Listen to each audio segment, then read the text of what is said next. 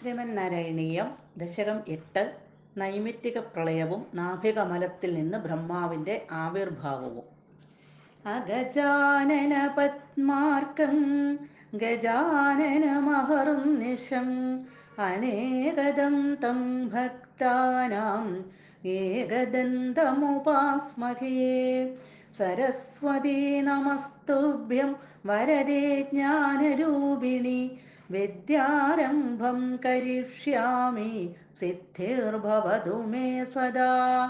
ഗുരുർബ്രഹ്മ ഗുരുർവിഷ്ണുർഗുരുർദേവോ മഹേശ്വര ഗുരുഃ സാക്ഷാത് പരം ബ്രഹ്മ തസ്മൈ ശ്രീ ഗുരവേ നമഃ. ശ്ലോകം 10. ഓം നമോ ഭഗവതേ വാസുദേവായ.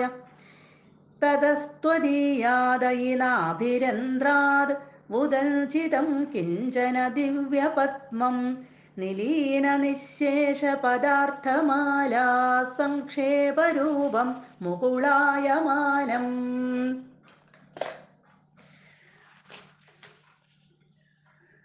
ആയിരം ചതുർയുഗങ്ങൾ മുഴുവനും യോഗനിദ്രയിലാണ്ട് കിടന്നിരുന്ന ഭഗവാനെ കാലമാകുന്ന ശക്തി ആദ്യം ഉണർന്ന് വിളിച്ചുണർത്തി. ഭഗവാൻ ഉണർന്നു നോക്കുമ്പോൾ ലോകം മുഴുവനും തന്നിലേക്ക് ലയിച്ചതായിട്ട് കണ്ടു. സൂക്ഷ്മ രൂപത്തിൽ തൻ്റെ ഉള്ളിലിരിക്കുന്ന ആ പ്രപഞ്ചത്തിലെ എല്ലാ വസ്തുക്കളും അതിലേക്ക് ഭഗവാൻ തൻ്റെ ദൃഷ്ടി പതിപ്പിച്ചു. അയി തഥ അല്ലേ ഗുരുവായൂരപ്പ, ത്വദീയാത് നാഭിരന്ത്രാത്.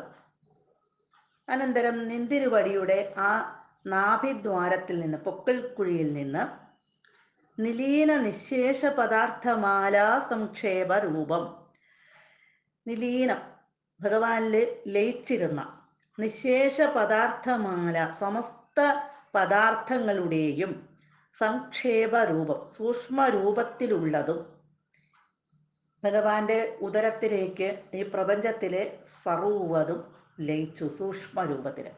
അങ്ങനെയുള്ള എല്ലാ പദാർത്ഥങ്ങളുടെയും സൂക്ഷ്മ രൂപത്തിലുള്ളതും മുകുളായമാനം മൊട്ടായി തീരുന്നതും കിഞ്ചന ദിവ്യപത്മം ഉദഞ്ചിതം, അവർണ്ണനീയം വർണ്ണിക്കാൻ പറ്റാത്ത തരത്തിലുള്ളതും അത്യത്ഭുതവും ആയിട്ടുള്ള ഒരു ദിവ്യമായിട്ടുള്ള താമരമൊട്ട് ഉദഞ്ചിതം ആവിർഭവിച്ചു, പുറത്തേക്ക് വന്നു. ജലമധ്യത്തിൽ ഉറങ്ങിക്കിടന്ന ഭഗവാൻ ഉണർന്നു നോക്കിയപ്പോൾ എല്ലാ ലോകങ്ങളും തന്നിലേക്ക് ലയിച്ചു കിടക്കുന്നതായി കണ്ടു. പിന്നെ സൂക്ഷ്മ രൂപത്തിൽ തൻ്റെ ഉള്ളിലിരിക്കുന്ന ആ ലോകങ്ങളെ ഭഗവാൻ നോക്കി. ആ സമയത്ത് ഭഗവാന്റെ പൊക്കിൾക്കുഴിയിലൂടെ ഒരു താമരമൊട്ട് ഉയർന്നു വന്നു. ഭഗവാനിൽ ലയിച്ചു കിടന്നിരുന്ന സകല പദാർത്ഥങ്ങളുടെയും സാരമാണ് ഈ ദിവ്യമായിട്ടുള്ള താമരമൊട്ട്. എല്ലാം ഭഗവാനിലേക്ക് ലയിച്ചു കിടക്കുകയാണ് ഭഗവാന്റെ ഉദരത്തിൽ. അപ്പം ആ ലയിച്ചു കിടന്നിരുന്നതിലേക്കെല്ലാം ഭഗവാന്റെ നോട്ടം ചെന്ന സമയത്താണ് വർണ്ണിക്കാൻ പറ്റാത്ത രീതിയിലുള്ള അത്യത്ഭുതകരമായിട്ടുള്ള ദിവ്യമായ ഒരു താമരമൊട്ട് പൊക്കിൾക്കുഴിയിൽ നിന്നും, ഭഗവാന്റെ പൊക്കിൾക്കുഴിയിൽ നിന്നും പുറത്തേക്ക് വന്നു.